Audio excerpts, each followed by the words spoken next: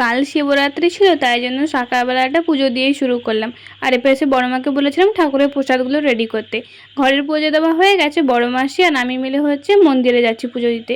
একসঙ্গে বেরিয়ে পড়েছি সব কিছু রেডি করে নিয়ে।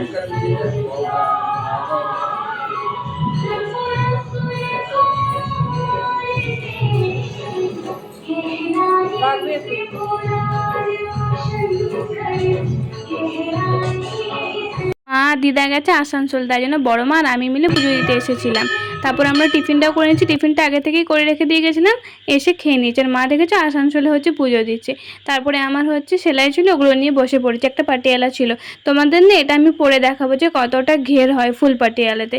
দেখেছো কুচিগুলো কত সুন্দর পড়ছে প্লেটগুলোতে, আর নিচে বক্রম দিয়ে দিয়েছি। দাঁড়াও তোমাদেরকে একবার পরে দেখাচ্ছি যে কেমন হয়েছে।